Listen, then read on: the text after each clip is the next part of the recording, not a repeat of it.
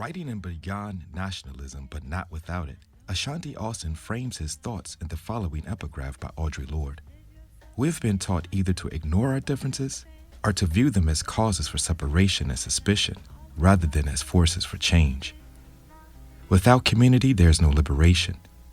Only the most vulnerable and temporary armistice between an individual and her oppression. But community must not mean a shedding of our differences, nor a pathetic pretense that these differences do not exist.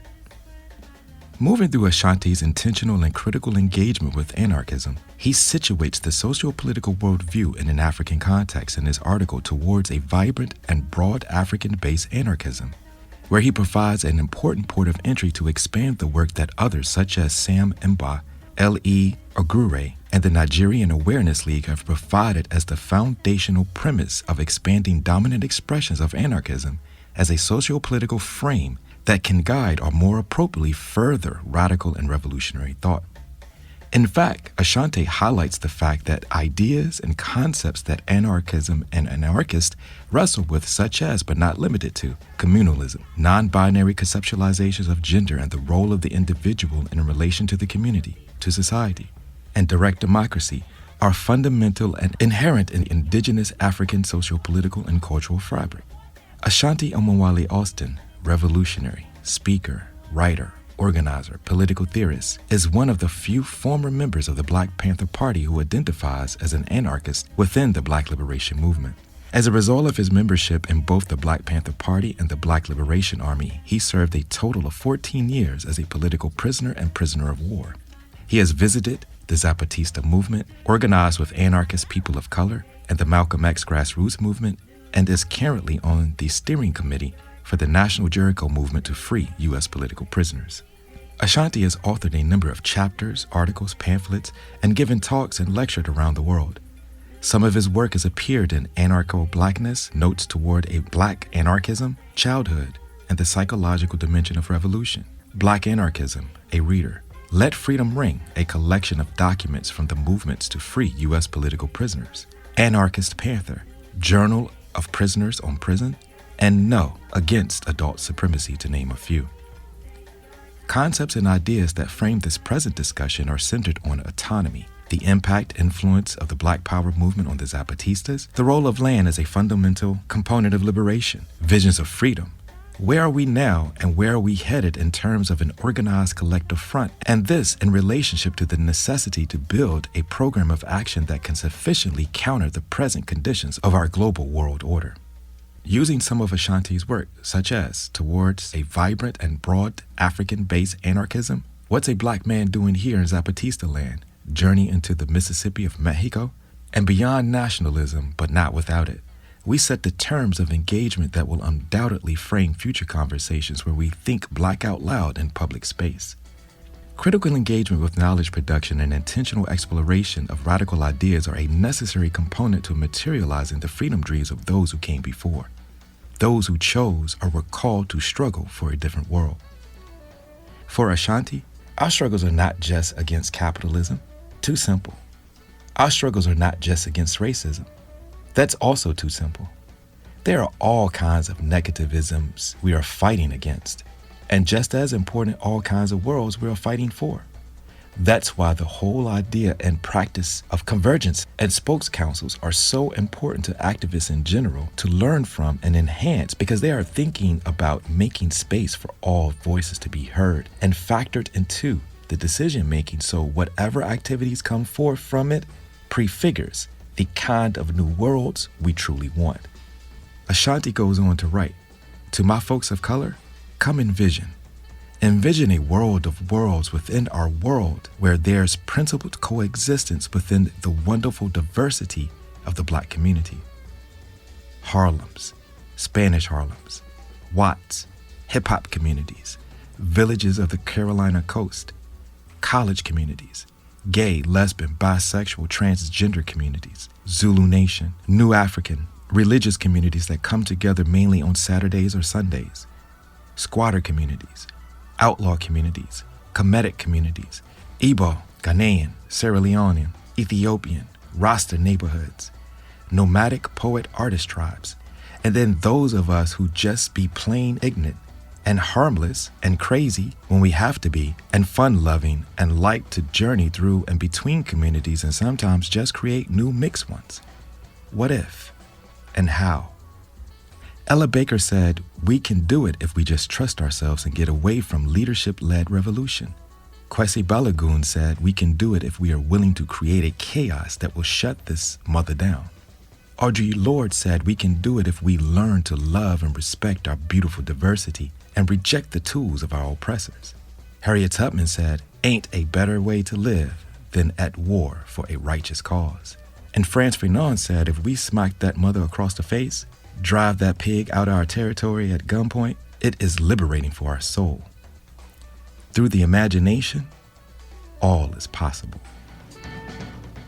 Our show is produced today in solidarity with the Native, Indigenous, African, and Afro-descended communities at Standing Rock, Venezuela, Corporation Jackson in Jackson, Mississippi, Brazil, the Avalon Village in Detroit, Colombia, Kenya, Palestine, South Africa, Ghana, Haiti, and other places who are fighting for the protection of our land for the benefit of all peoples.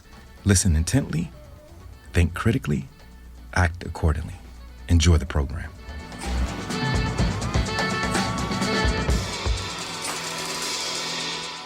At the white cars, but then there was another day, maybe the next day, it was a certain calmness in this one black car. I mean, I'm talking about black color car driven by black folks. On the top of the hood, written in large letters, Black Power. I'm like, wow. And it made me proud, made me feel proud. And it made me feel like I want to be a part of the struggle. I want to be a part of those who are willing to stand up and fight and do what these brothers and sisters is doing. But so now it's like, I want to read more because I wasn't a great reader. But now I was able to get a hold of Black Power by Stokely Carmichael. And at some point, Die Nigga Die, A-Trap Brown. So then you're talking about me, who's not a great reader, but engaging in these books now, and got to have a dictionary sometimes. But I want to understand the concept now. What is so important about this Black Power concept as a way of looking at your reality, and to hearing the words of Stokely and others who are putting the United States and our experience within the United States in a anti-colonial perspective. I'm like, wow, because we wasn't taught none of this stuff in school, but to put it in that perspective, then it makes sense of what your individual in the moment encounters with the police or with the governing officials. It makes sense now that this is a historical thing here, and to be able to now understand what they mean by slavery. What do they mean by like discrimination and segregation? Okay, this is a bigger fight back than maybe our momentary engagements understood. And Stokely and them, and then the Black Panther Party gave me more of an understanding of the need to organize. Stokely was like really big on organize. And the Panthers, when it came time that we found out about the Panthers was also talking about standing up and fight, but then they threw in other terms, socialism, in books like Karl Marx and Mao Zedong's Red Book.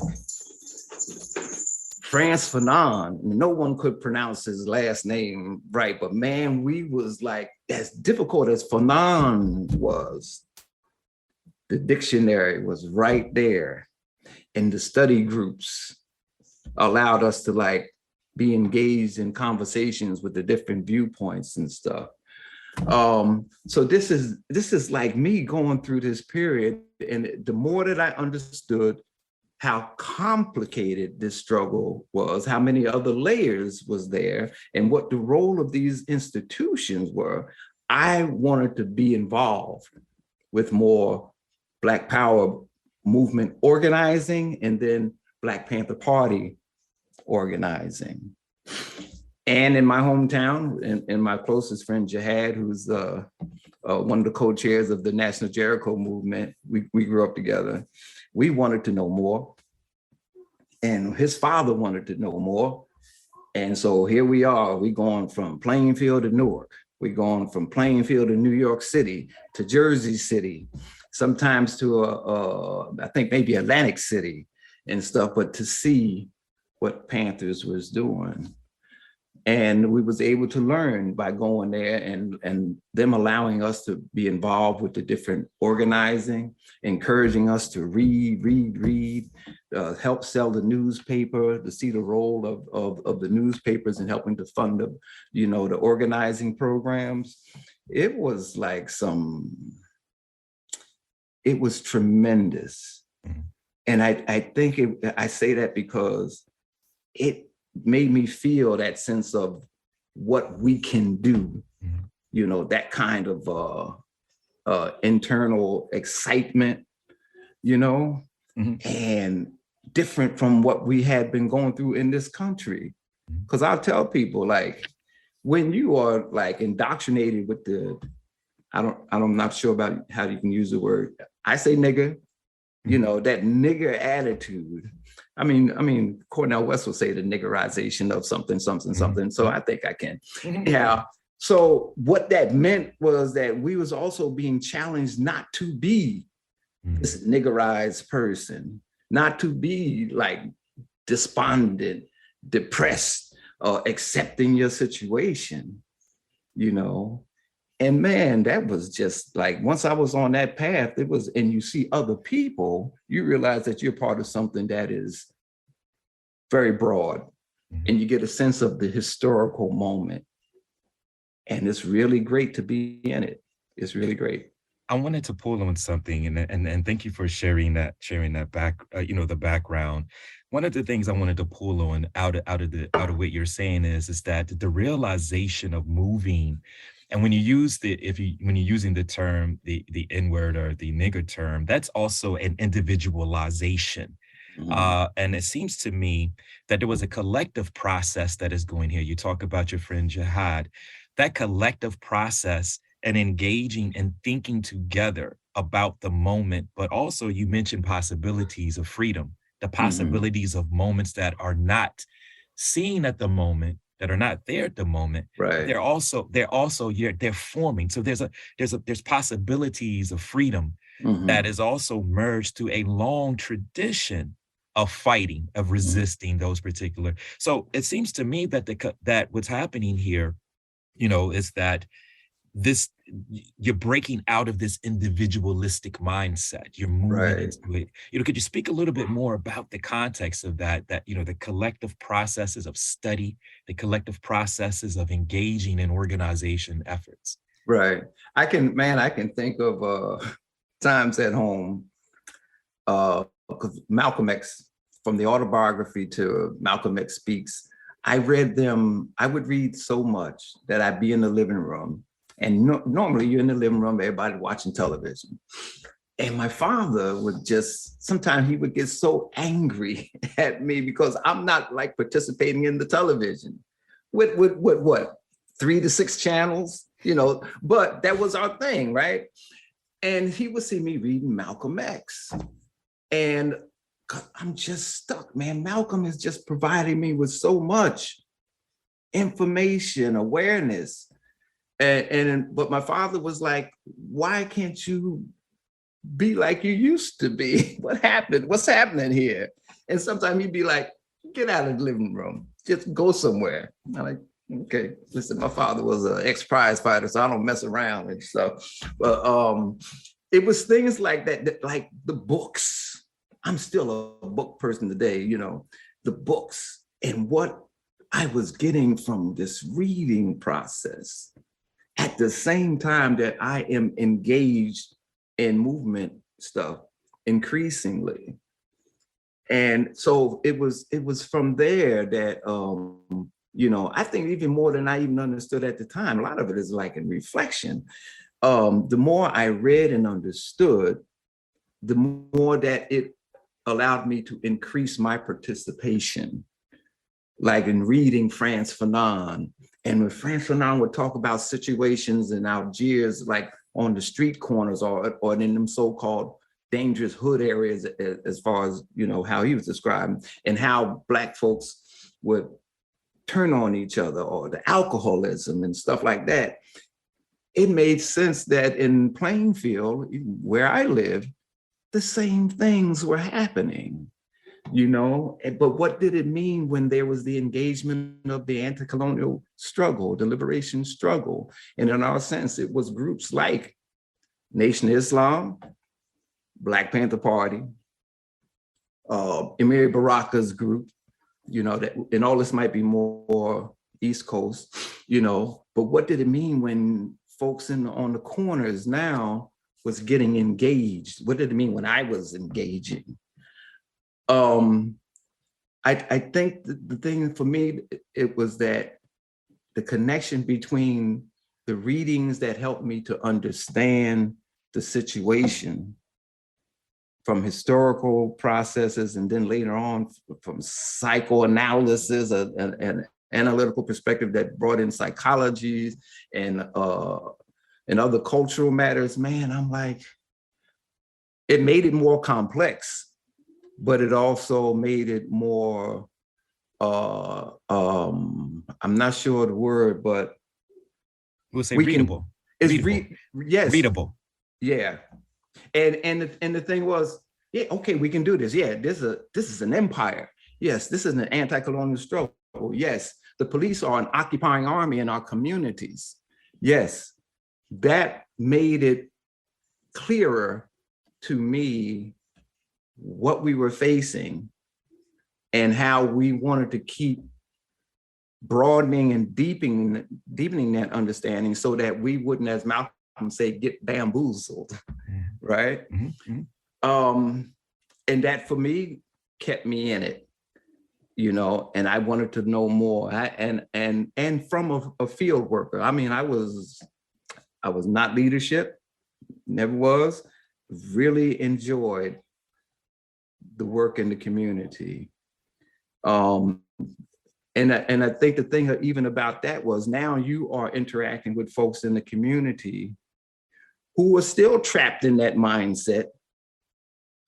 But when they see you doing this work, they may take a chance themselves into wanting to find out more about what you're doing and what you're about. If they see this, like we had a free lunch program because we started in the summer in Plainfield. First, the kids are there. They don't mind the kids come, but sometimes that'll also give them permission. They give themselves permission to come into the office yourself, come to the program yourself. And you having conversations with them now from, say, like this Panther perspective, and to see folks come and then want to help.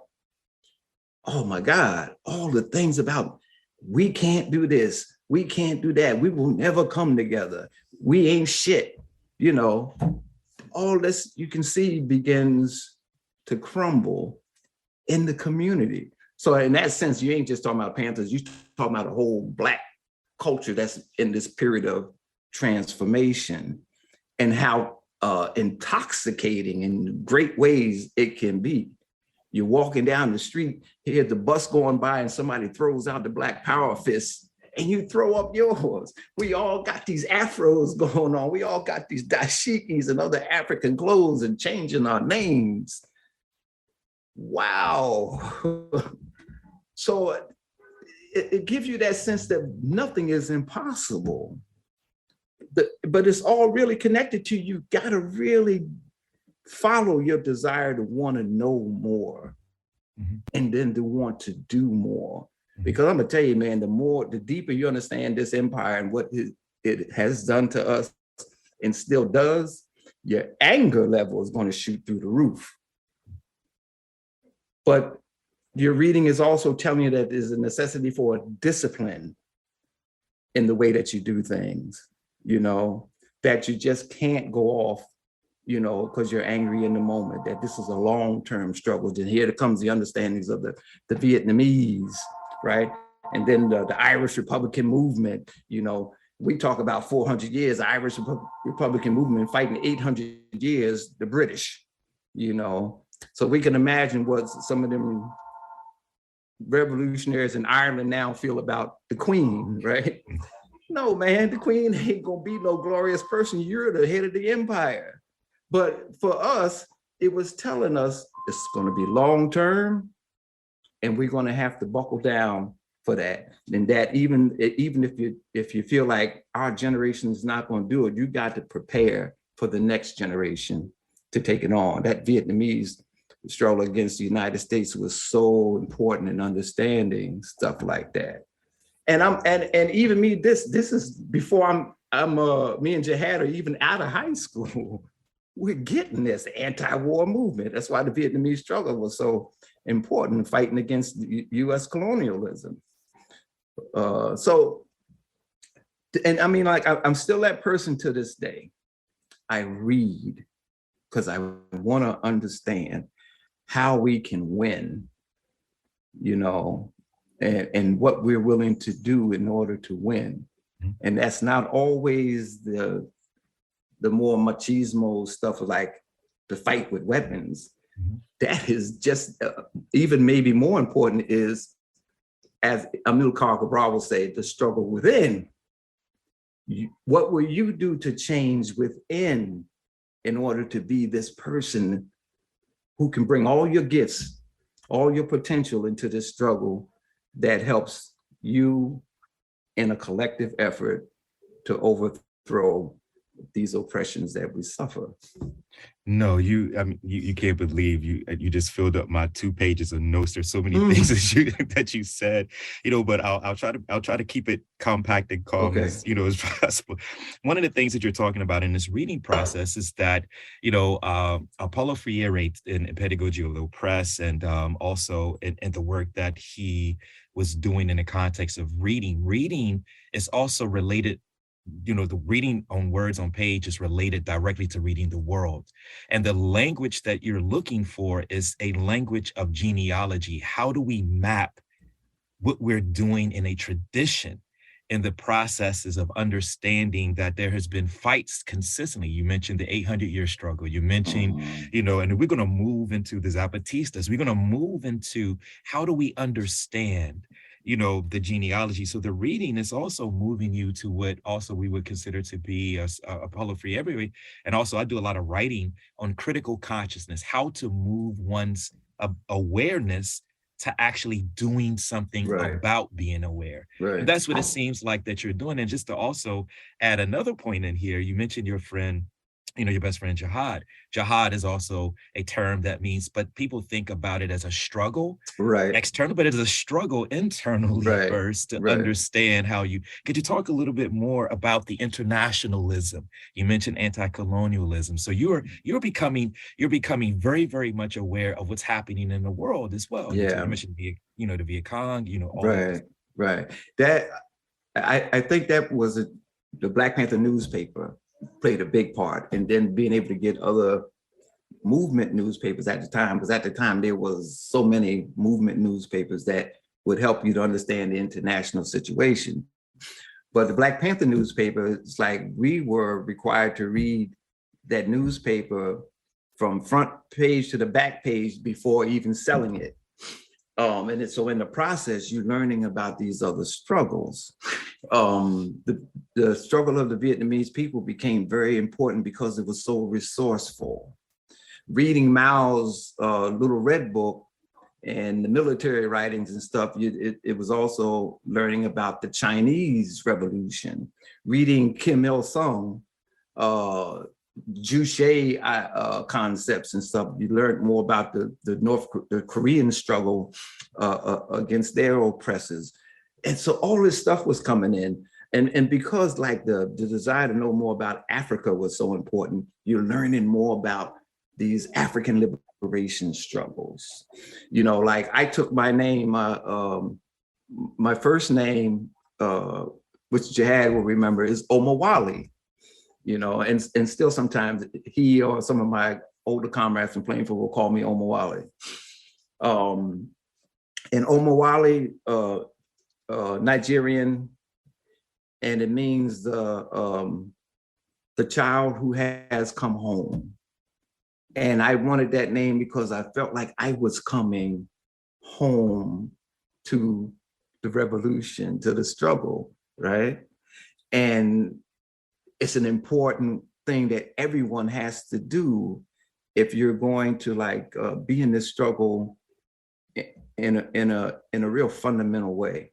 And then the Ashanti, reading W.B. Du Bois, The World in Africa, and reading about the struggles of the Ashanti nation against the British, and the fact that they fought the British in 6 wars and was able to defeat them until the last one because the British overwhelmed them with the military technology and stuff.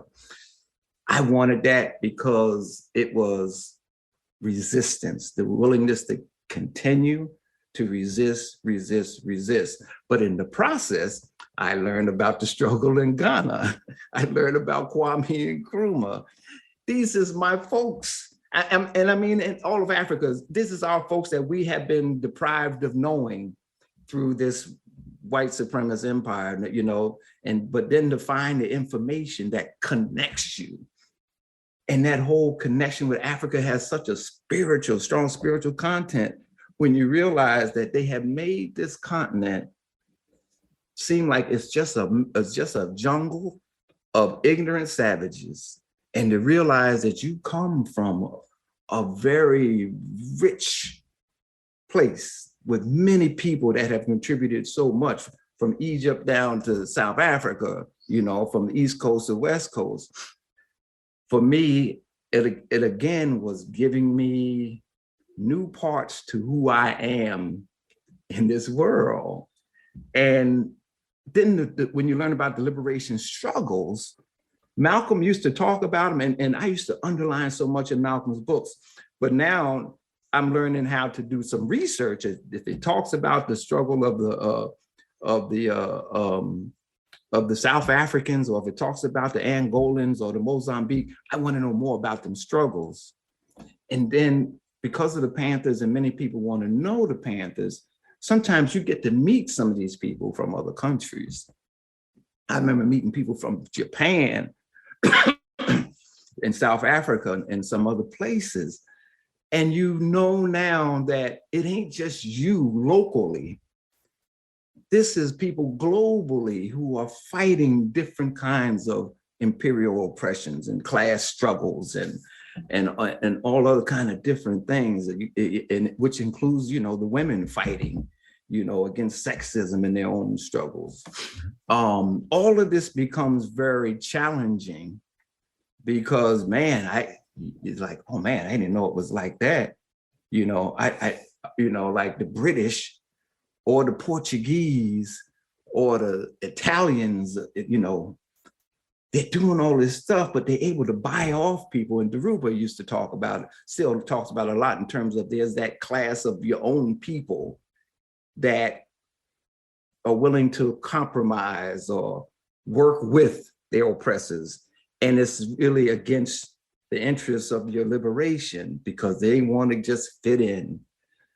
So at the time, all these struggles is teaching me so much, but it's also showing me that we are really not just local, that what's going on is really global.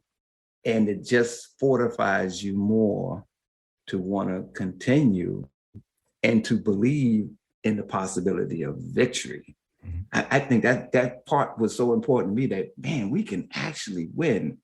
You would have Layla Khalid, Palestinian revolutionary, not PLO, not the Palestinian Liberation Organization, but one of the other more radical ones.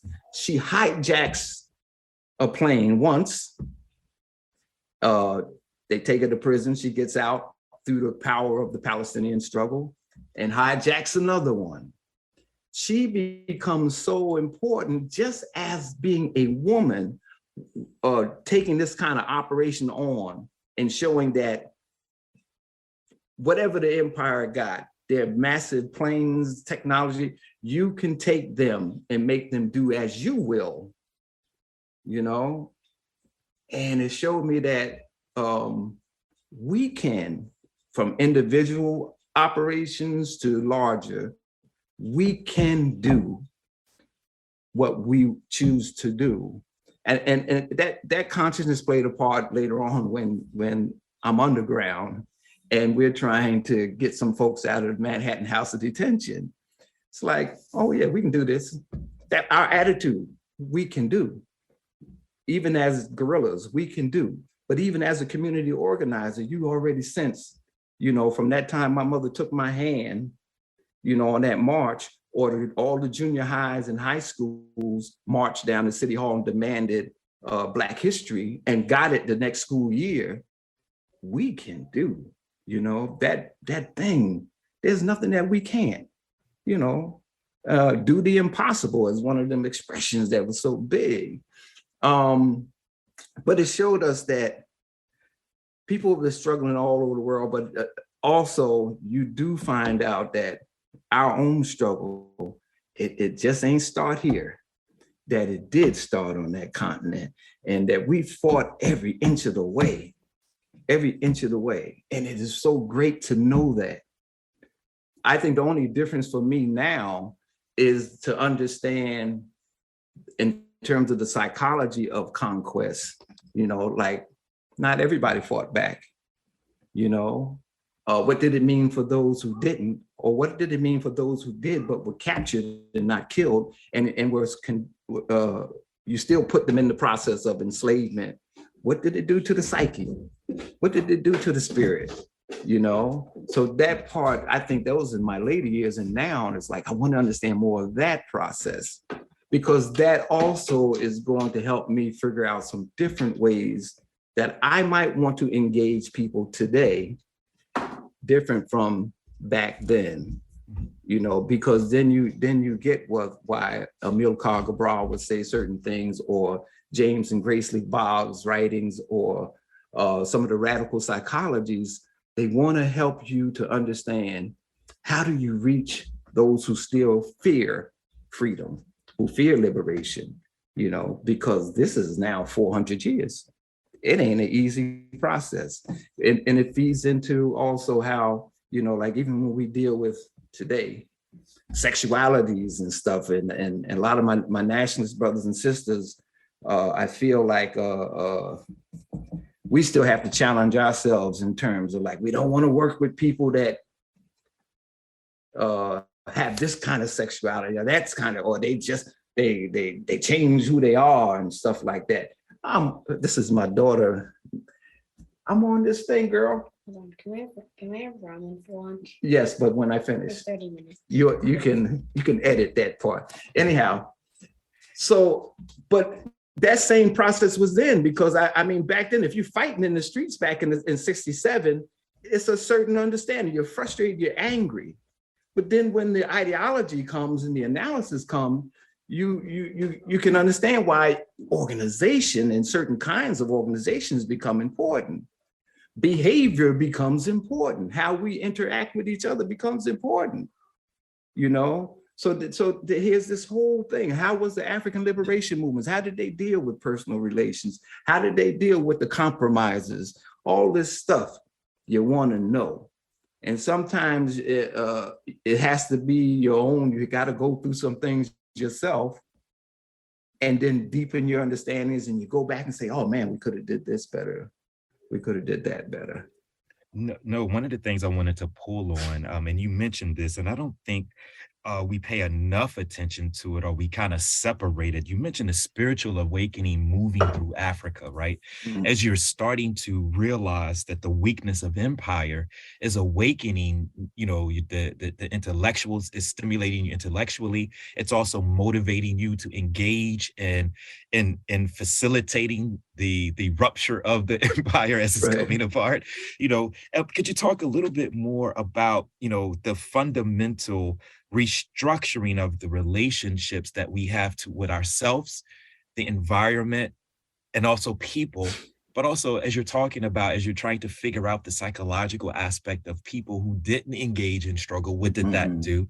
This is moving into the realm of Fanon, right? This is moving into the realm of a colonizer colonized, right? Maybe, you know, those type of things. Could you talk a little bit more about, you know, the spiritual awakening that I think is important, that is also simultaneously to being awakening, you know, based upon one's intellectual engagement with empire, right? Could you talk a little bit more about that? I think that some of the kind of simpler things is around how, because we have been in this empire for so long, we don't realize how much we are a part of it until you start to kind of open up your consciousness. And every opening of the consciousness should lead to even your body feeling this, you know? And from the simple things like, you know, how we began to change the way that we dressed, change the way that we walked and talked with each other, or holding on to some of the things. We always had a sense of, you know, like that thing of brother and sister and stuff, but now in the political realm, to call somebody brother or sister, you know, it had an added meaning now. It was like, it was almost a sense of seeing ourselves as a people, and as some might say, as a nation within, just because of what this experience being in this empire has meant, you know, to us. It makes you feel good. It makes you begin to accept more of who you are in the world, you know, of being in the world. That could be understood philosophically. So I think what was happening with us was that that good feeling began to get, I think, nurtured by so many others you saw moving in similar directions. Whether it was in your locale or whether it was what you started to see on television, or it seemed like at some point folks was beginning to travel to Cuba and the other African liberation movements and to North Korea and to China. But man, that I think that African thing, because they told you and had us believing for so long that there was something wrong with that, you know? And now, man, the different colors of our skin, textures of our hair, nose, features, lips, and all this stuff is like, oh yeah, this is beautiful. You know, this is beautiful. And it started to filter in the way that we started to raise our kids. There's something going on here, you know, but at the same time, you know, the system is going to do things to try to frustrate even that type of stuff too, with their power over media, different forms of media and stuff like that, you know. So it was a constant battle. I think that I think it allowed us to start seeing ourselves as active agents, maybe, you know, in the struggle. But it had other limitations, I guess, or shortcomings. Because a lot of the Black nationalists theorizings then was kind of trapped in, which you later kind of understand as some kind of like European concepts, nation and all this other stuff. What's a man? What's a woman? You know, and what's the proper relationships, the proper ways to express ourselves, even in terms of our sexuality. Like, I don't think that we saw that back then, so we could tend to have all male-dominated organizations or very patriarchal family structures, stuff like that.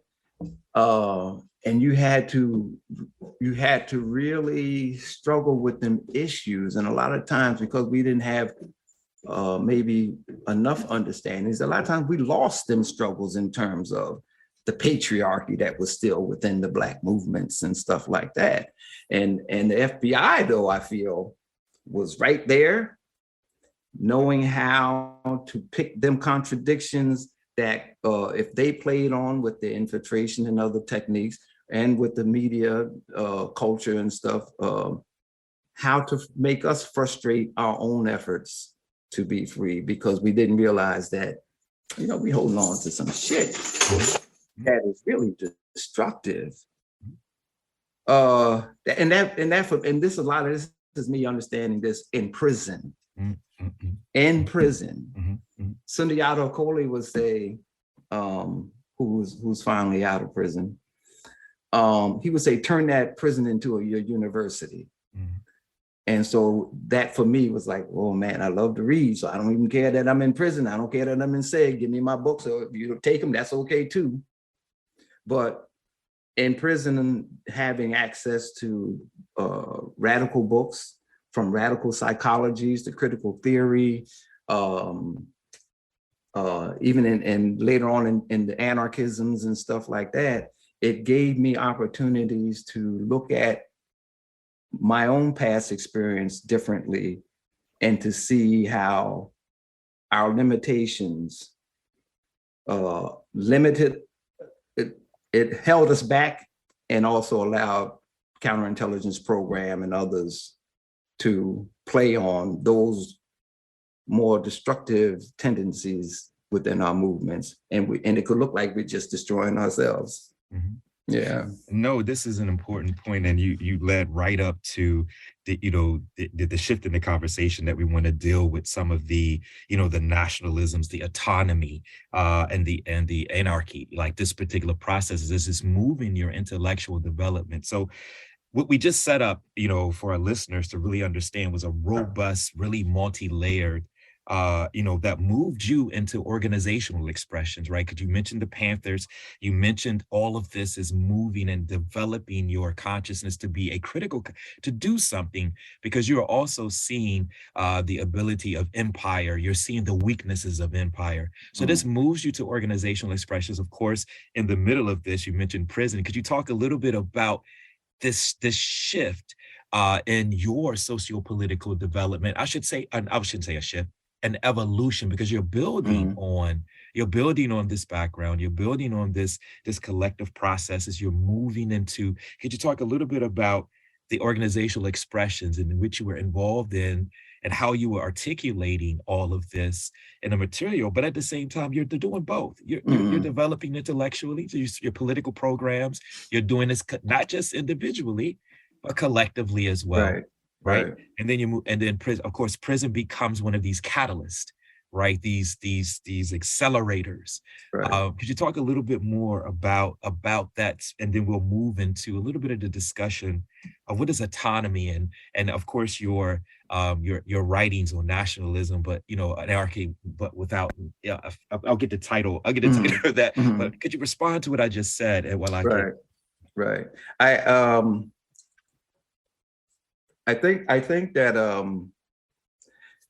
the organizational, how it helped maybe me to shift organizational approaches, or my own within organizations, was you come out of the Black Panther Party, coming out of the Black Panther Party, it is a Marxist-Leninist, Maoist group at some point. Kim Il-sung's writings was prominent, and others, but in there, it allowed us to learn some of the basics of Marxism, like there's the dialectical method, there's the historical materialism. But the dialectical method for me became so important because it gave us a way to think more scientifically. It gave us a way to see the world in terms of contradictions and how things might change if you can understand more of the contradictory forces within a thing, and this particular thing, in terms of, let's understand this empire, let's understand capitalism, let's understand the class struggles and all this other stuff.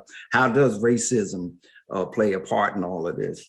So that helps you to understand like how you want to be in this organization, how you want to perform within this organization. You're going to realize that you're going to learn a lot, and in the process, you're going to change a lot.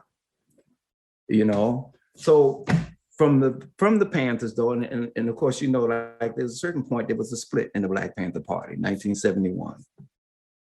Very important for me because it was me and Jihad and others understanding that we got a beef with the leadership, Huey Newton and the others. It was hierarchy for sure. The power was all centralized with Huey and the crew in California. The Panther chapters and me and Jihad was able to experience some of this right in New Jersey, because we would go to the Jersey City office, the Newark office, go to the Harlem office, and we see the effects of what happened when monies from the national leadership was not being sent back to the local chapters, and the local chapters were suffering in terms of being able to pay rent or provide other services that had established the Black Panthers in that particular neighborhood or town or city. But when the split happened, one of the things about those of us who opposed the Huey Newton and them was that we wanted something more collective, and because of what we felt was happening when everything was centralized with Huey, Bobby Seale, and the rest. Now in prison, well, even before prison, there was the Right On Black Panther newspapers. There was no more mention of a central committee. We wanted to get more into something that sounded collective. I'm not saying that it was anarchist, but I'm saying it was definitely a critique of what happens when all the power is up top, and it kind of gets into the anarchist thing about what power does. It corrupts. In prison, me starting to read more of anarchist stuff and even critical theory allowed me to see more of the dynamics of hierarchy, authoritarianism, and how it expresses itself in the individuals within an organization. So as I'm reading this in prison, man, I'm like, oh man, I begin to see like what happened when the leadership started getting more hierarchy and more hierarchy. It started getting more narrow, and people who opposed it or were critical were getting kicked out. Geronimo and others, the Panther 21, were being expelled, and all good people. So what we was doing within, this is in the ranks of the Black Liberation Army though, is that we wanted structures that were veering away from that allowed for us to have more say-so, more participation. Even within the prison, we were spread out all over the countries, but had a kind of a secret communications going. Those things helped me to see that if I was ever out of this prison, these prisons, I want to also be able to organize in more horizontal ways. And that, the anarchist influence and stuff, which also meant that I had to be careful of my behavior within organizations, with working with other people. And I know that even in the prisons, my relationship to other political prisoners or politicized prisoners changed. I was more willing to have a more non-political conversation just about life, or to be able to talk about sexism or ask people about their, or like some of the brothers would have these real rigid relationships with their female partners. And I could ask questions now, like, why is that so important that, you have this kind of rigid relationship with her? She's going through some issues just with you being locked up, right? It changed my conversation. It changed the way that I related to others. It was just not so political. It was also personal. So I knew that from there, that's the kind of things I wanted to do and the kind of organizational work that I wanted to be engaged in. But it was all from what I'm reading. The radical psychologies, the feminist psychology was telling me a lot. Were telling me a lot about internalized oppression. It made Frantz Fanon's stuff even more important, because now I'm beginning to see that it ain't just, the petty bourgeoisie collaborating, with the colonizers. Is our behavior in relationships that also play a part, and how that has to be seen as political as well. You know, I mean, I was reading some stuff that was shaking me up in terms of man's role in history. I was reading some feminist stuff that was like, it gave me a historical understanding of when did the ideas of even men being in charge, when did the transition happen from maybe matriarchy to patriarchy, you know, from female-centered gods to male gods. And I'm like, oh, this is a long history here. So that's why I said before, like sometimes even, you know, some of my nationalist brothers and sisters, I mean, we got to deepen stuff. We got to see how, are we just buying into some of the European ideas of nationalism and relations, you know, in the family, or maybe just the family itself? What is a man? Can we challenge it? So getting out was also me looking for ways to work with people who are on that vibe. And that it kind of worked out okay sometimes it didn't. But I'm persistent. Yeah. You know, and then to find folks that who wanted to challenge Black movement, you know, in some of these areas, from hierarchy to the sexisms, because we wanted full participation. And that's basically what it want, full participation and that kind of respect. And, you know, that you give to someone who is becoming your comrade, you know? And that means like, okay, if this person gay, that's okay. Is this person trans? That's okay. You know, what about me? I'm straight. Is there supposed to be something so fantastic about that? You know, can we figure out how to create that kind of world, Zapatistas, where many worlds exist, right? And that has to manifest itself even in our most local dealings, not just on the grander scale, like Zapatistas did that stuff, man, and we're offering so much wisdom, you know. Yeah. Yeah, no, I wanted to, because this is such a wonderful conversation, and I you know, what I'm seeing, the African indigenous knowledge systems and how it structures relationships is obviously running through here. So you're reading the historical, the pre-colonial, also the impact of the colonial. Fanon is also, a lot of people talk about Fanon, but forget that chapter on nationalism. Right. That chapter on, you know, nationalism. And so this is also leading, you know, you to writing, you know, a number of particular things, but in particular, you know, beyond nationalism, but not without it, right? So you're looking how to restructure, but you're pulling on these Africanisms, or these deep rooted, you know, what we will call, you know, when we think about African indigenous knowledge systems, right? You know, and this is also moving into a critique, and critique is fine. Critique is fine, of movement and its relationship, you know, this relationship between autonomy and the Black liberation movement, and how we can realize that. And this is obviously, you know, when you're moving and coming into contact and seeing, and we are moving, we're truncating a lot of the history here, because I want us to tease out these ideas, because I really want to look at it in the context of autonomy, nationalism, and what was the impact of the Zapatistas on your particular thought process? Well, sort of before the Zapatista experience, I'm still reading, like, because I'm into a lot of, I'm really moved by the anarchist stuff I'm finding.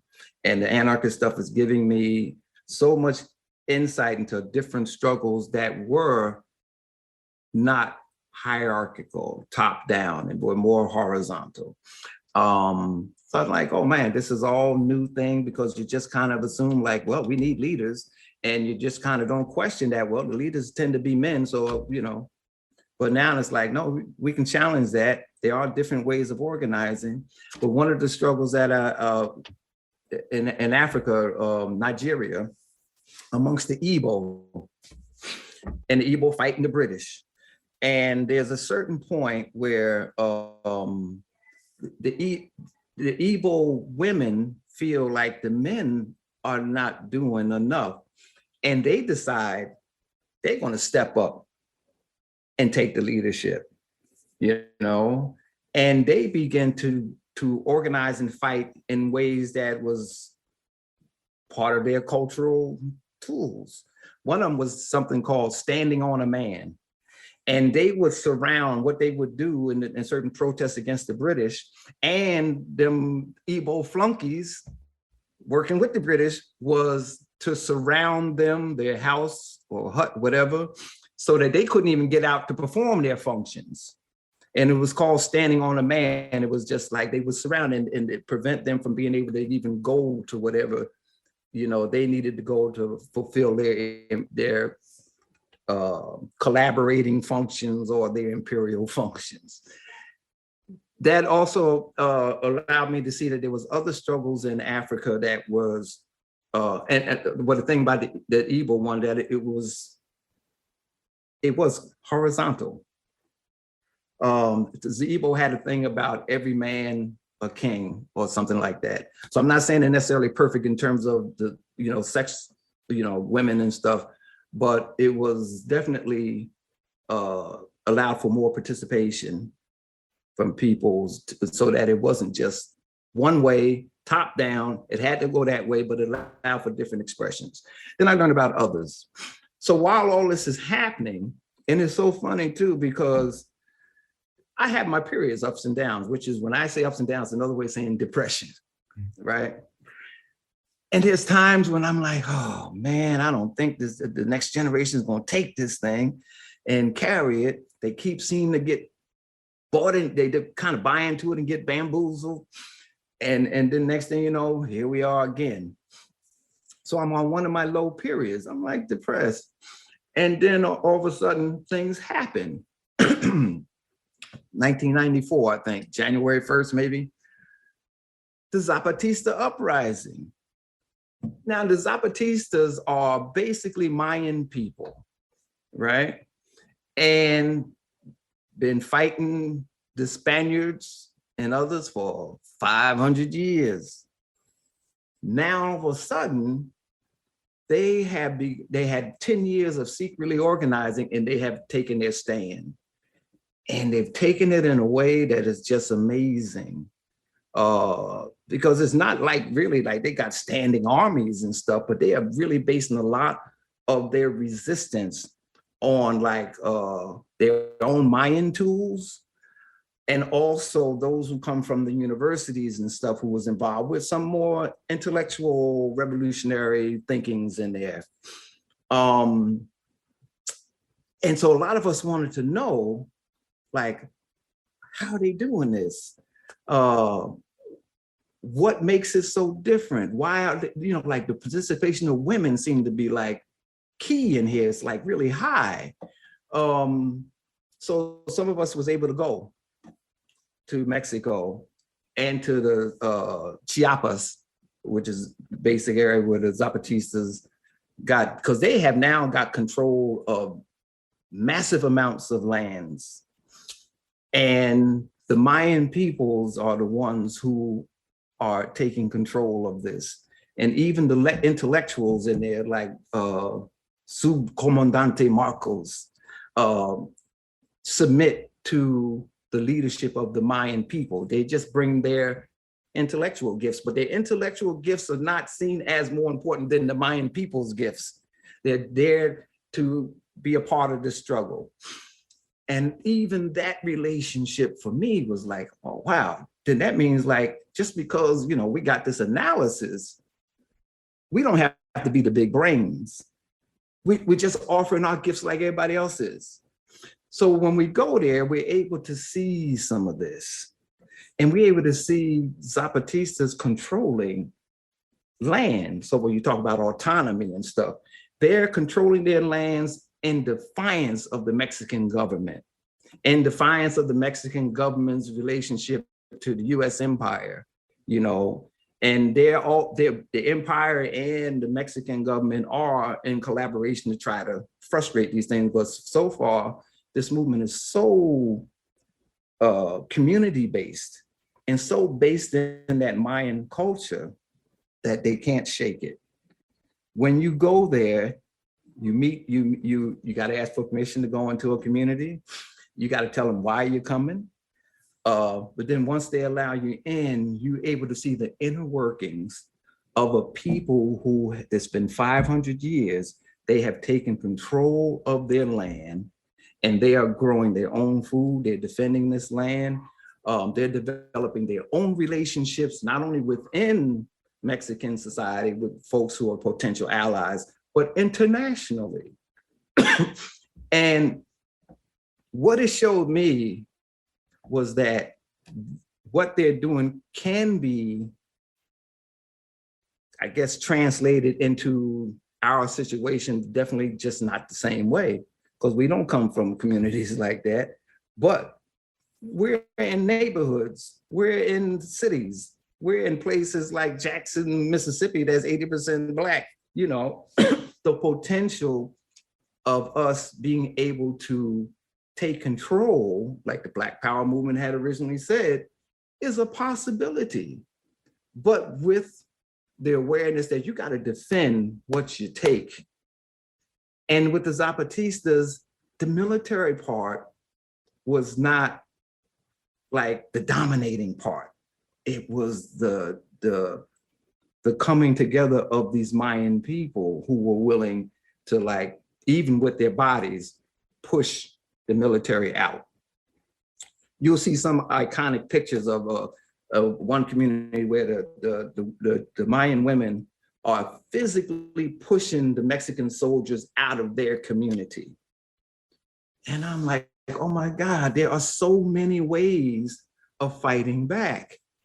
Fighting back is how they grow their corn. Fighting back is how they raise their kids. Fighting back is how they determine their relationships with others outside of their community. Fighting back is how they make space for women's participation, you know? So there was times where we was at a conference in Chiapas, one of the communities, and you see all these people coming in.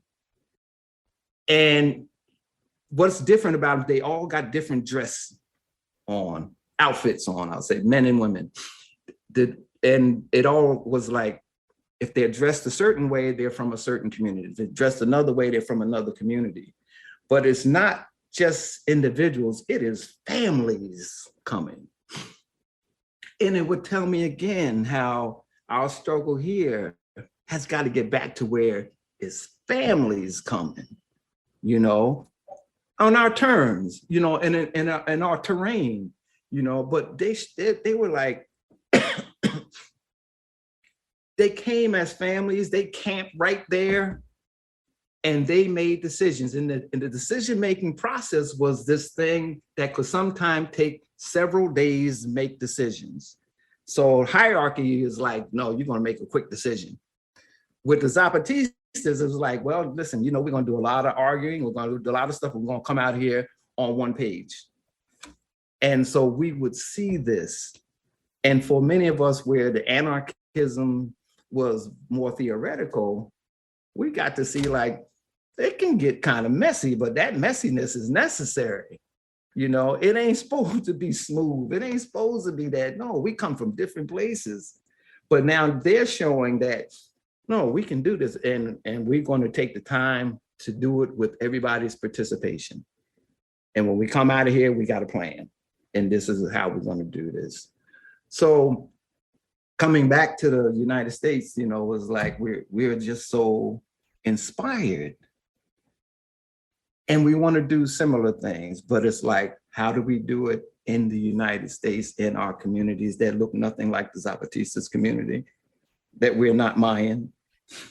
So the key is, how do we get our own gifts? And it sort of leads to my thing around, Black nationalism, beyond Black nationalism, but not without it. Because I don't want to be a part of no struggle that don't recognize who I am, right? But I also know that there are things about us that are detrimental that we've held on to in our colonized, conquered experience here. So I wanted, like with the Mayan people, it's like they don't give up their Mayan culture, but they are willing to embrace those revolutionary concepts that seem to work in their benefit. That's where you get the Subcomandante Marcos and the others from the universities, you know. So that kind of thinking can happen for us here. My anarchism, and I say mine because I drew a lot on jazz and started to see how that jazz, that improvisation was so anarchist, you know, and how it's bringing in, being open to the different influences, the different personalities, the different experiences.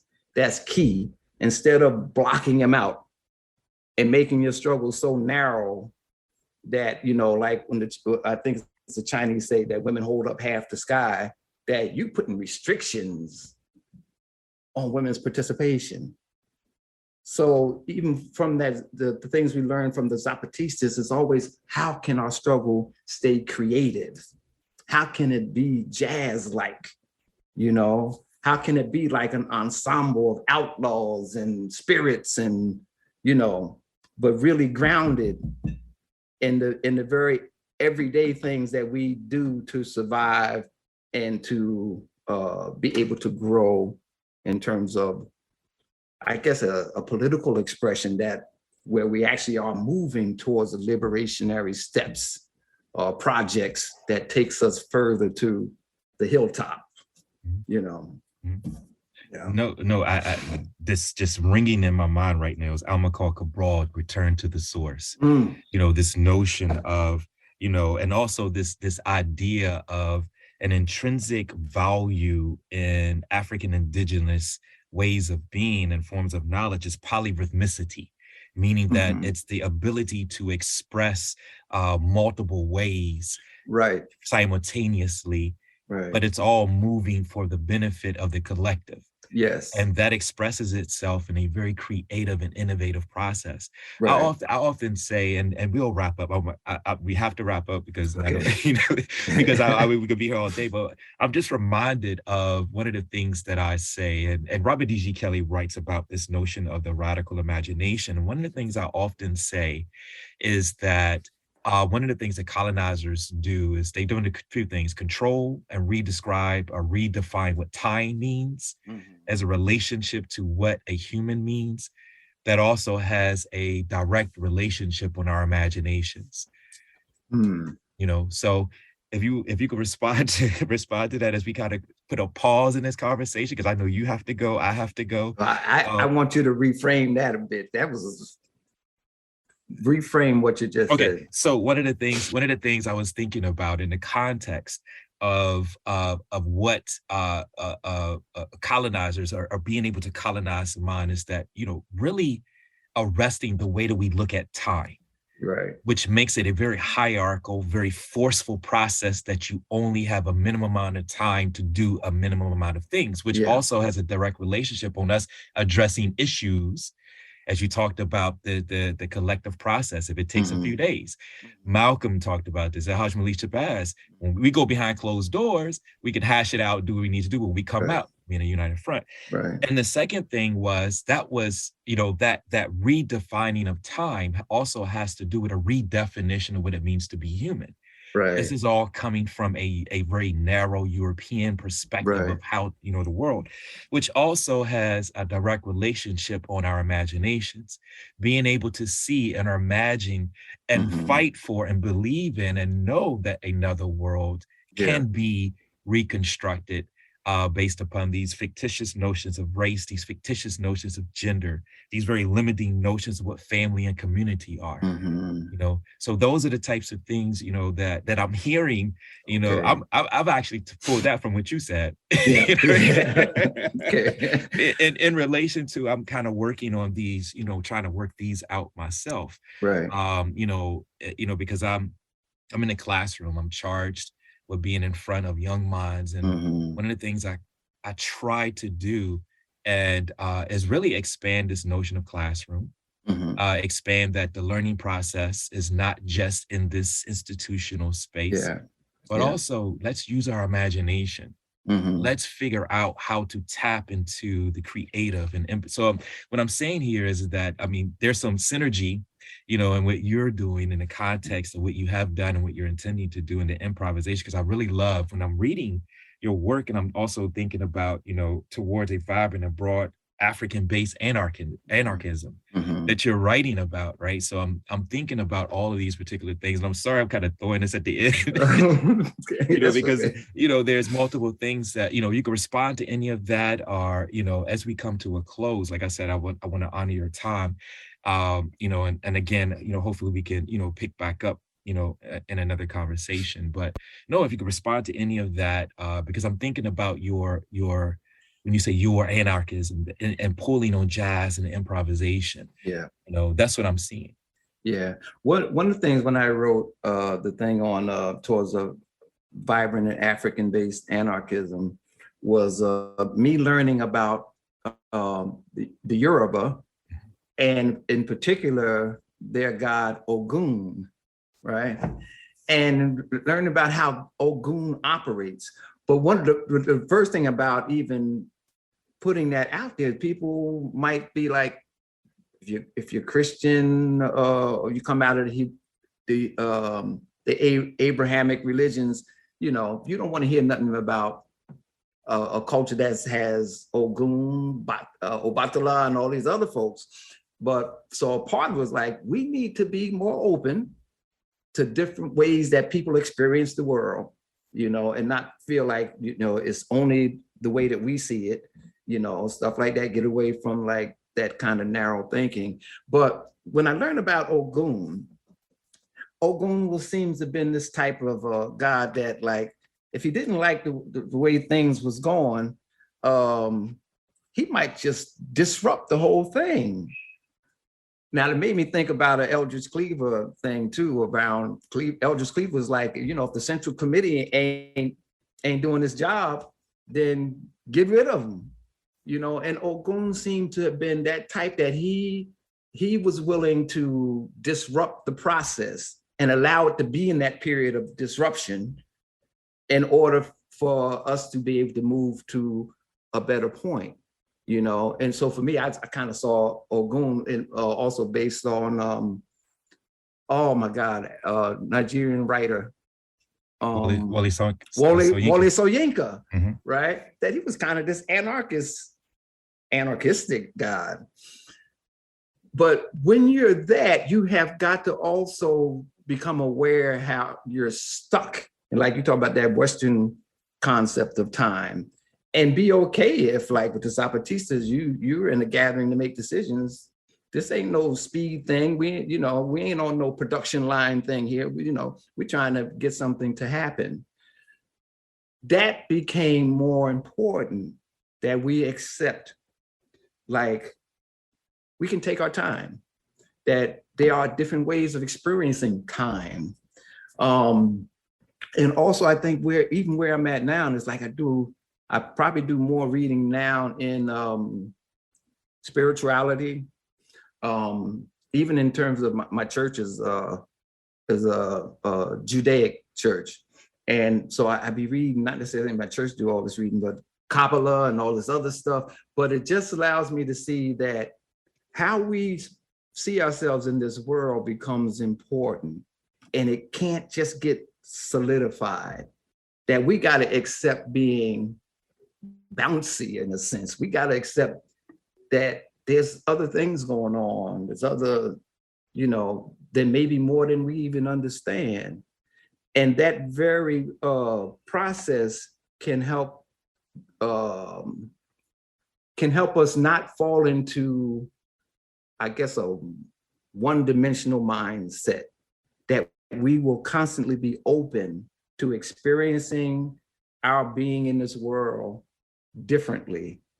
And at different times, it may look like one way, another time may look like something else. And maybe that also will help us to be able to embrace others who we not used to embracing. but have some kind of, like manufactured reaction to, and despite my criticism of Black Lives Matter, I mean, I think it was just so great that this movement was led by women and queer folks. And if they're taking the lead, I don't think it's no different from when we said in the Black Panther Party that the lumpen proletariat was going to be the leaders of the revolution. If we're stepping forward, we're asking you to step into this with us. And if our peoples are asking us to step in now, know that you're stepping in, but you will never come out the same than as when you stepped in. So it means that you gotta have this different relationship with everything, including time, including awareness of bodies, including like the different ways that people can organize their economic and political systems, So for me, that's like, oh yeah, we can do this, because we don't have to be stuck. We just got to be okay with figuring out, and we don't have to rush. We don't. In fact, I'm more now on like, you're going to get the demonstrations in the streets and all them other things. But man, if we can begin to deal with some of the other internal things, then we can be off the grid in a sense. But it gives us the capacity to build maybe infrastructure that we need to move forward in a revolutionary movement, that is inclusive, that keeps bringing in gifts, that keeps bringing in awarenesses, that there's no one ideology that's going to do this. Ideology, period. I'm kind of anti that because it seems that the ideology is supposed to have all the answers. That don't work. But let's be open, because in opening, we can really figure out how to make our liberation happen. And the Zapatistas would say, walking, we ask questions. That part has to like stay with us. Don't get stuck. We ain't got the answers to this. We ain't no people ever been in this situation like us here in this US empire. Never. So it's new. Ain't no roadmap for it, No, thank you for that. And that's actually a good time to pause. But, I hopefully this doesn't spark another 15, 20 minutes, but I'm also thinking about, this notion of, African people are not scared of difference. We were made scared to be scared of difference. So that is something that's that's a very limiting, and we just have to say a Eurocentric, because as the 1492 is happening, coming out of the Crusades era, coming out of, when we look at European historiography, as they're moving out and exploring the world is more developed. So this notion of civilization turns on its head, right? They're looking at the world as being uncivilized. So that difference created a lot of these particular systems, that fear of difference. And so that's the reason why I say linking it to the imagination of creating things that we're still looking at pyramids and some of the architecture and the literature of ancient, civilized communities of Africa to this day, because they saw a future, right? So there is this notion of an imagination beyond. Again, absolutely, you could respond, or we could just say, let's put a pin in it, and we could catch back up.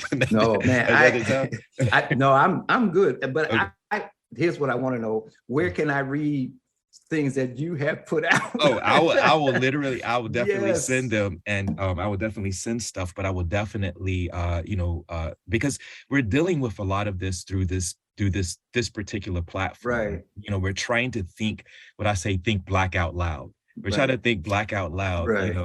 And also we don't want to get into a processes of that we're just having these conversations amongst ourselves and not being open to other people, making it accessible, right?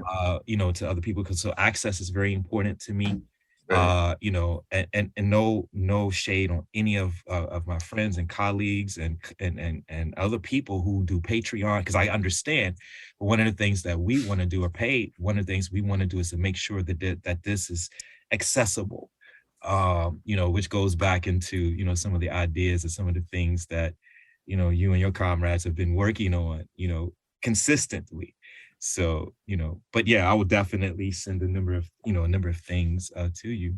Yes, and one of the reasons, because I'm just your questions and your comments, I'm like, man, I got to stop being depressed, man. you're like, wow. Yeah. No. And so a lot of times, and why I want to say this about depression is that there's a lot of wear and tear.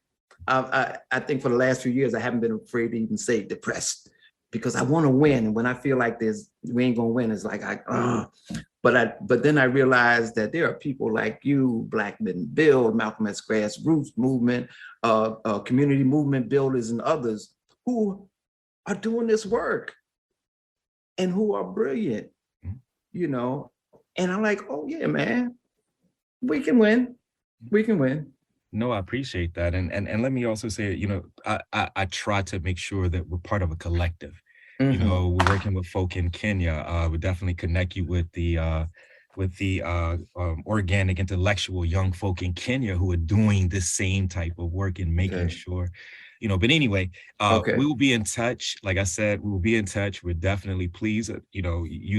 You left it in good hands. You got, but you're still here, right? Right on. You guys are our gods. I just want to make sure I publicly say that, from afar and up close. I just want to make sure that, you know that, and your comrades and colleagues know that as well. So with that being said, we didn't get a chance to go into, some of the work with political prisoners that you're doing. It's okay.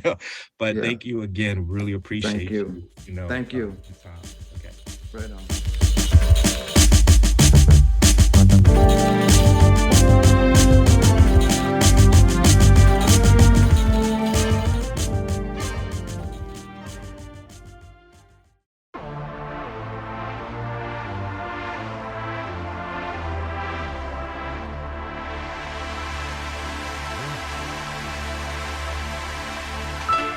Of all our studies, history is best qualified to reward all research. And when you see that you got problems, all you have to do is examine the historic method used all over the world by others who had problems similar to yours.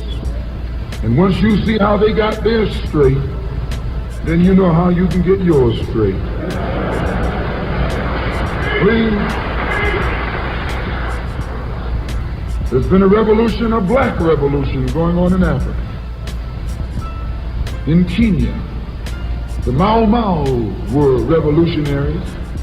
They were the ones who made the word uhuru. They were the ones who brought it to the fore. The Mau Mau, they were revolutionaries. They believed in scorched earth. They knocked everything aside that got in their path. And their revolution also was based on land. A desire for land. In Algeria, the northern part of Africa, a revolution took place. The Algerians were revolutionists. They wanted land. France offered to let them be integrated into France. They told France to hell with France. They wanted some land, not some France.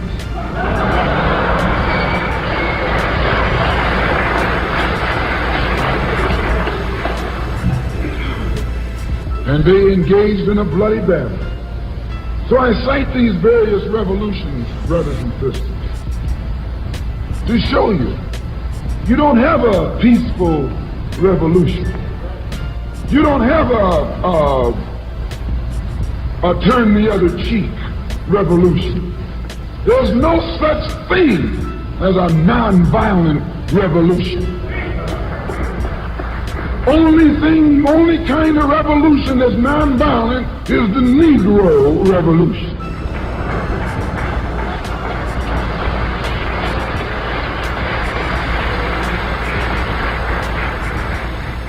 The only revolution based on loving your enemy is the Negro Revolution.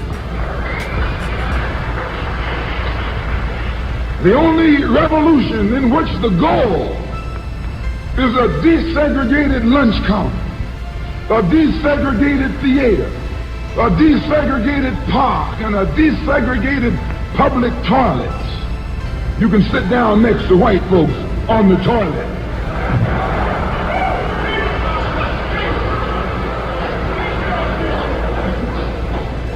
That's no revolution. Revolution is based on land. Land is the basis of all independence. Land is the basis of freedom, justice, and equality. And his own story was as curious as his narrative. The tale of his life is the tale of a writer of incredible vision, an astute analyst and pundit, a lyricist compassionate and callous, a reckless hedonist, and disaffected malcontent. I spit that wonder rhymers, me and my conglomerates shall remain anonymous, caught up in the finest. Get that type of media coverage Obama get. Spit that Kurt Vonnegut kid. That blow your brain, Kurt Cobain, that Nirvana shit. Who gon' bring the game back? Who gon' spit that rainbow on the train tracks? That gold rope, that five-finger ring rap. Running with my same pack.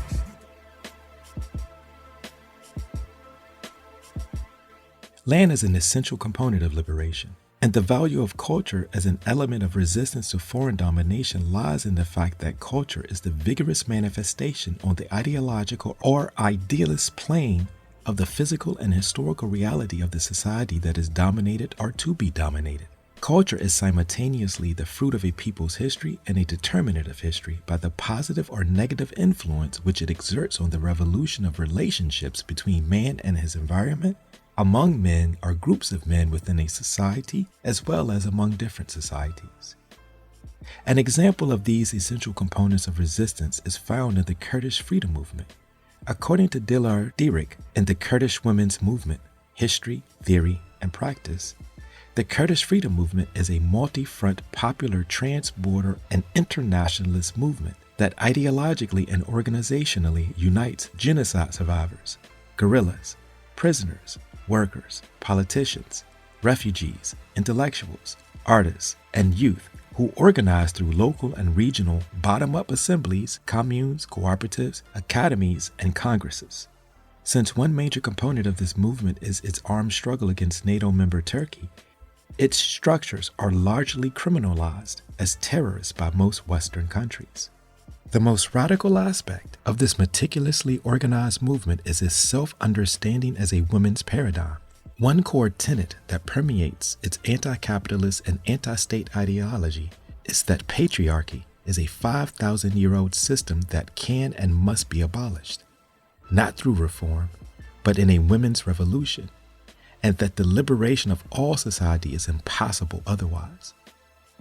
In the perspective of the movement, in a patriarchal world, women's autonomous organization in all spheres of life, from knowledge production to armed self-defense, is a paradigmatic stance and precondition for true democracy. Mansour Tayfuri, in The Last Barricade of Revolution, The Kurdish Resistance in the Iranian Revolution of 1979, writes, "A revolution as a political event and a truth procedure is not in itself the truth, but it opens up a space towards the possibility of another world. Any revolution forces us to encounter what we never expected to emerge. That is why revolution always functions as a shock." What you will hear next is our segment titled Poetics of Revolution, Autonomy, Land, and Visions of Freedom, focusing on the long genealogy of the Kurdish freedom movement, specifically exploring the continuities of struggle by examining the Kurdish resistance in the Iranian Revolution of 1979, paying attention to culture, the meaning of autonomy, and the role of land in liberation. Listen intently, think critically, act accordingly.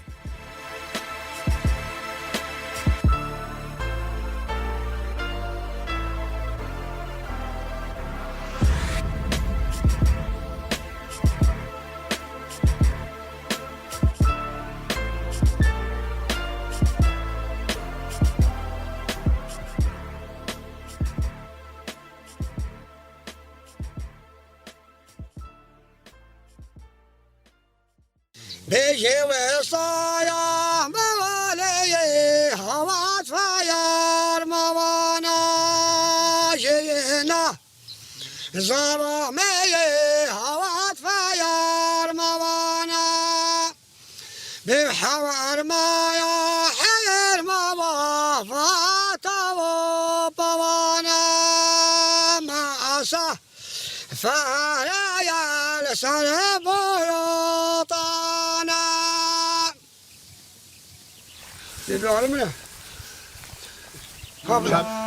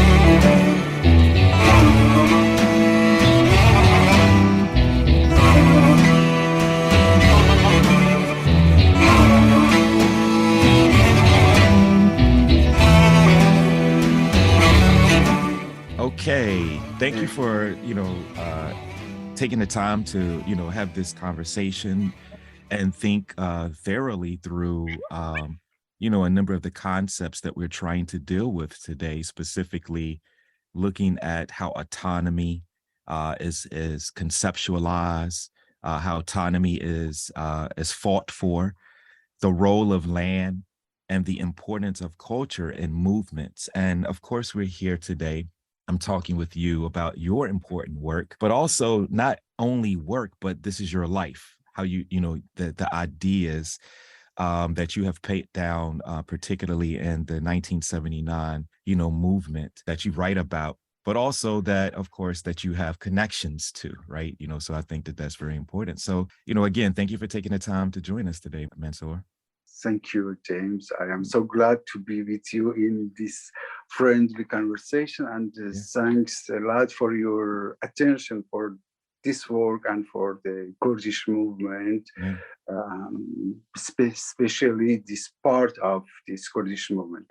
I will try to not explain, but to do something about directly or indirectly in this conversation about what happened in this time. And maybe it is for me better, it is more easy for me, or maybe the first question I must to have answer for that. Why this movement in the history? Why in the history till 1980, because maybe there are a continuation, something between all the moment. What permits a researcher to imagine a sort of paradigm, politic or repetition on something, some motive, political motive in this movement, named the movement occurred all over the world. For me, it is about the notion of event or événement, as theorized or suggested by Alain Badiou. What is an event or événement? That says something that proposes to the subject to say to them or to show the subject itself that he have or he disposes something more than a power more than the subject itself have imagined. That say, I am oppressed, I have not the power, there are no future, no liberation, no hope, but in a moment by grace to the event, we see another horizon of the possible. Okay, what happened after in the core of Iranian revolution before the shoot of Shah, and after that in Kurdish region named Kurdistan of Iran. For example, all is so simple. For example, we have the Pharisee, we have the committee, the small committee or small assembly of the neighborhood. In each neighborhood, we need the security and we need to the division of the petrol, of the foreign, of the bread, of the rice or the thing, that we need a sort of organization where there are no one, where are not the state administration, that we need some sort of organization that is clear, that is not something so strong. But with the time, this committee, this small assembly of the village, of the small district, of the neighborhood, became more and more near, to compose or to construct, for example, the assembly of the cities or assembly of the some village, in a region. And after that, to become a more big and vast organization that same the assembly of the Kurdish cities and Kurdish village. By this meeting, by this conversation, by this exchange of idea, the people search or look for to establish something that is not a state, that is just assembly. That say that is not a proclamation for the power, that is not a proclamation to, for example, to construct a state in the core of the state, but the state could never accept something non-state in the core of the state. That is the logic of the state, When you want to create or to propose or suggest something something non-static in the core of the state, it is more dangerous for the state be attacked by a stranger state, That is, it is about a conflict in the inherent in the core of the state. What was happened in this time? It is from this point of view is important for me. But the form for me, it is not about the content of this organization. It is about the form that in which or in them this content, this new content realizes itself as a form of assembly, for example, But after when the assembly was attacked by the power of Tehran, by the guardian of the revolution, and where the delegation of the state came to come to the Kurdish region to discuss with the assembly, with the representation of the people delegation, popular delegation, and the assembly. They have no interest to accept the assembly, okay? And the message is clear: we will attack you. You must to accept the Islamic Republic, the state, and the Imam, in the center of hierarchy. You must to accept it. Okay, what we must to do, we have not the gun, we have not the arm to resist. Okay, and another word, we don't want to do all the power to the state. We don't want to accept the state. Okay, we must to invent something more than, we need another form of resistance. That's say, I want to say, that is about the form we create in the core of resistance. Okay, the last form, or the basic form for me, that is the form of exodus. Something that say, we are here, you want to attack our city, okay, let's do it, but you will attack, or I will give you a city without the population, without the inhabitant, with the people. You have nothing.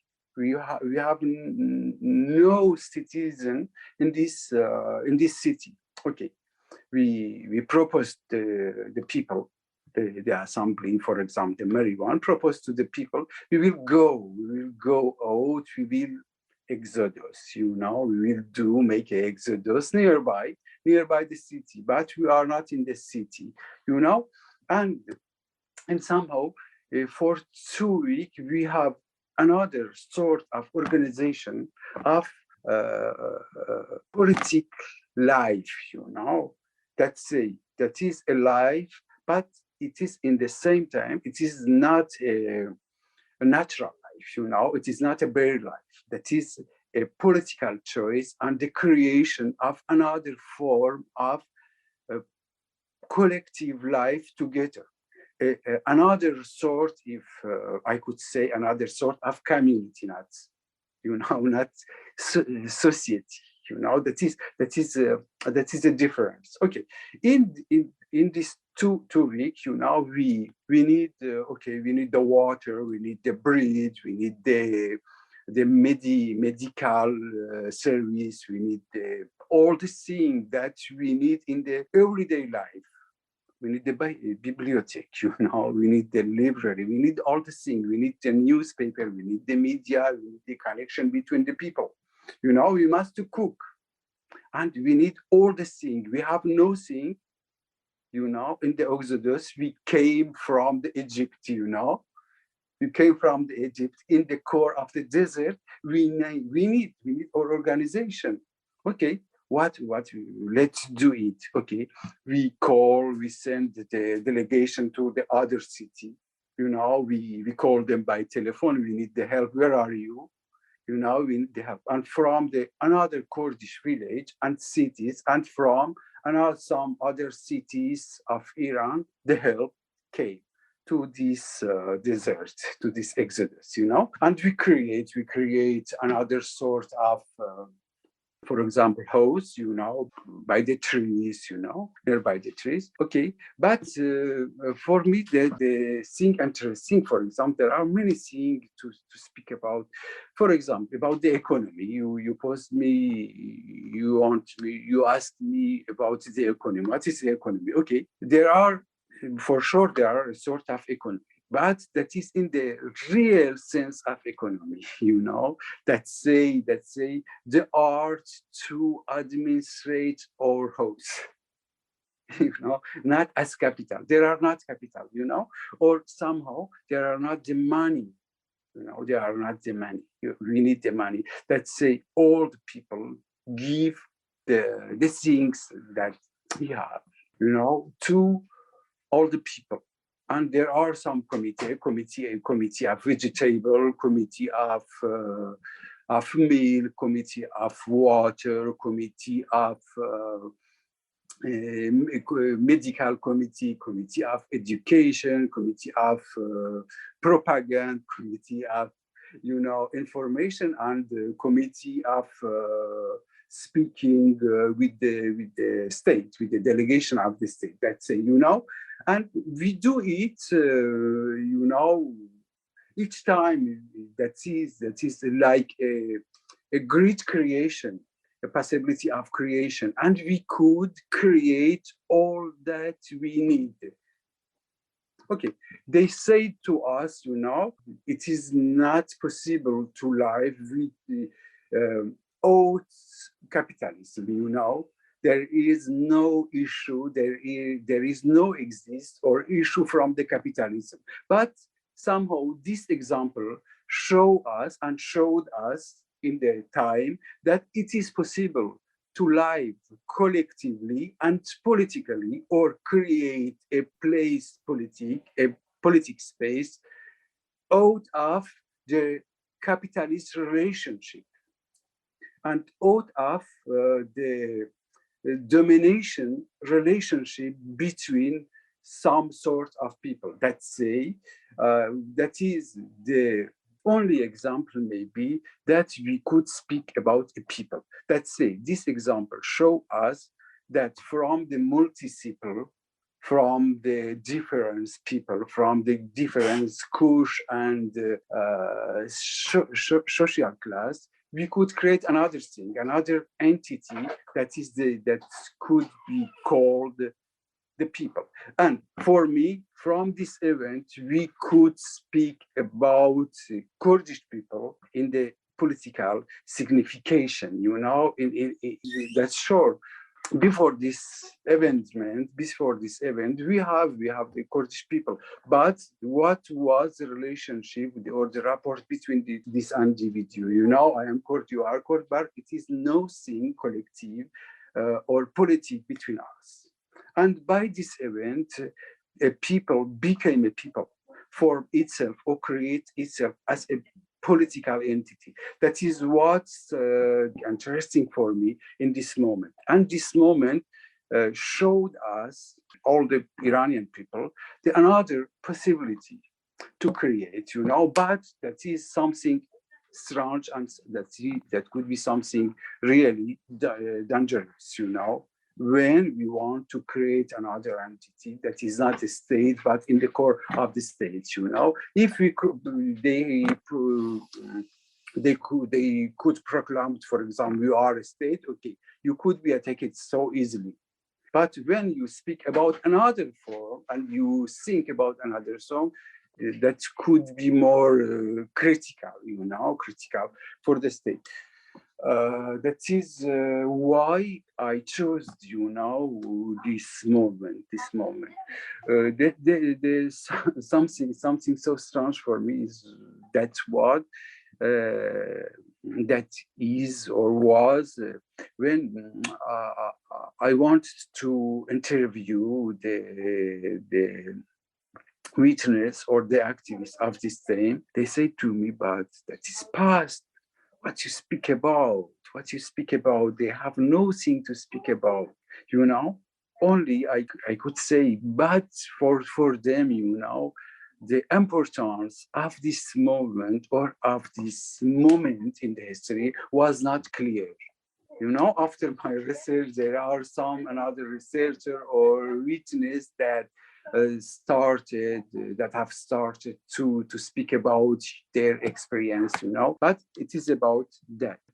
If you want, I could, for example, I found a newspaper from this time, that is about a report published in 10 August in this time, 1979. The report. You wanted to I wrote it? Well, absolutely. Go ahead and read that. And I just wanted to make sure that as our listeners and everybody's about this, you were explaining what led to this revolt to 1979 and this idea that an autonomous region, another structure was created by Kurdish people in this particular region. And this was a threat to the nation state, the overall structure, or the threat to the power of the particular state. So you're talking about how to create an autonomous region within, and what was that relationship, particularly in 1979. So I just wanted to make sure, because you mentioned capitalism, you mentioned that an economy was developed as an alternative to capitalism. Am I correct in pulling that out of what you were just saying? To develop your idea, I will need to explain in some phrase about what happened, Shah, upon on legitimacy, legitimation by the historical legitimation, and, holy legitimation that say they come, I am choose, I have choose by the God, what happened in the core of Iranian Revolution, for the Islamists, not for the another power, another group, but for the Islamists that say the why of Khomeini, the militant or the partisan of the why Khomeini, they call themselves in this time, there was the intellectual, there was the anti-capitalist, there was especially anti-imperialist, they said, but Khomeini, for example, we can, for example, for a part of left and anti-amp, Khomeini was someone anti-imperialist that we must to support Khomeini, But for the Khomeini was the project. The project was to be get supreme. That say, Shah, go, okay, it is finished, but we need another one in this place. That see, it is about the place, it is the place. It's about a chair, It is not about for them something emancipatory or something revolutionary. I need this place. I want to govern, I want to rule, not in the name of history, but in the name of God and the hierarchy and the, holiness that I have. I choose by the God, that say, the displacement for them, that was not the displacement between some sort of organization. No, for them, between me and another one. So very simple, that was very simplest, really. Okay, but in the idea, what is that? What is that about? About the relation of this governor or sovereignty or sovereign to the life in general, to all the propriety that exists in a territory. All belong to the Shah, okay, in all the theory, but now upon the religion, all belong, the life, the subject, the corpse, all the what is in the territory belong to the Imam. And there are a theory for that, there are a theory that say this theory come back to the nations or the birth of the political economy in Islam, Where is this moment? There are a moment, James, in the time of Muhammad, the prophet, as the hagiograph, as the historian, I'm not sure that was Muhammad that said that, but we have a figure of Muhammad constructed by the militants and the theorician or jurisprudence of the power of the Khalifa, of the Imam, There are at last two Muhammad, okay? Someone from Messianic tradition and someone that belongs to the jurisprudence. That's the Muhammad, that's the power, In a moment in the birth of Islam, for them, there are the propriety that is harem, that is sacred. We have not to appropriate it or proclaim the belonging of the nature or of the life to the sovereign, to the governor, to the imam, or to the shah, as you want to name it, But, for the Khomeini, there are a theory in the history, in the jurisprudence that legitimize to dominate all the things that is in a territory, you know? Okay, that is a sort of capitalism that say all belong to the governor, or governor Bisha, or it could be Imam or Khalifa, you know? That is the theory of Daesh, that is all the theory in the Muslim world, the sower proclaim the power and the life upon on this theory, in the name of this theory.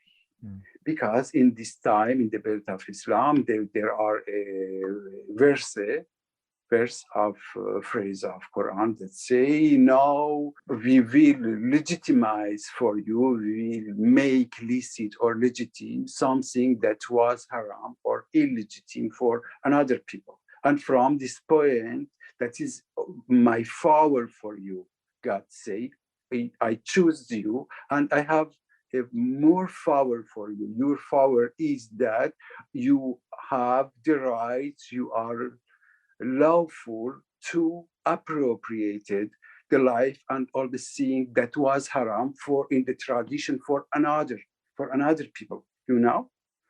Upon us, this theory, the governor, the imam have the right on the lives. Could you imagine? Or maybe I am not clear, you know, maybe I need more phrase, more in English, you know. It could be better for me, for example, to speak about that in French or unfortunately in French or in Kurdish, you know, or in Farsi, in Persian. Okay, let's do it. What I wanted to say, that is what happened in this time, you know, in this time, that is this place of governor, the place of Khomeini, this place of imam. The one who is in this place have this right to make legitimate, to confiscate the life, to kill the life, and all the things. And that is in the name of this right, and by this right that they govern. From this point of view, you know, we have a sort of capitalism in Islam, political Islam politic, not cultural Islam. That is another thing, you know. For example, what is cultural Islam? That is my mother, you know. For me, for the she said or she say in prayer, you know. I wanted to hear, Mama, what is that, your religion? What you do in your prayer? What you say with someone invisible? What you do? Hey, my guy, let me do it. It is about do the good and don't do the bad, you know. To be gentle, to be merciful for the people, to be respectful for another. That is all the thing, you know. That is for me is culturally, to be Muslim culturally and to be Muslim politically, it is another thing, you know. That's the problem is to be Muslim politically, that's say Islamist is different from Muslim. And in some way, yes, I came from a Muslim family, you know, not from an Islamist family. That is another thing, you know. But in this story, you must to obey. That is about that. You must to obey the governor because he is sacred, he is holy. He came from the God, his legitimation, his powerful, came from the God. And you must to accept. You know, the delegation, the home speaker of the delegation of Tehran said in the time to the delegation of the courts in Mariwan, in the same time, you know, but if you are Muslim, you must to accept the imam. That is a condition. If you don't accept the imam and the power of imam, you are not Muslim. You know, you will be excluded from the community, from the ummah, you know, from the community Muslim. That is about that. To understand more clearly what happened in this part of world, we must to know this story. you know, you must say, and some who don't accept, you know, the power or the legitimacy of the imam could be excluded. He could be homosexual, you know, could be homosexual. And homosexual in Islamic, in jurisprudence Islamic, that say haram, you know, haram, something that came from the Hebrews or Jewish law, you know. That is the case of Spinoza that have put in the, that was put in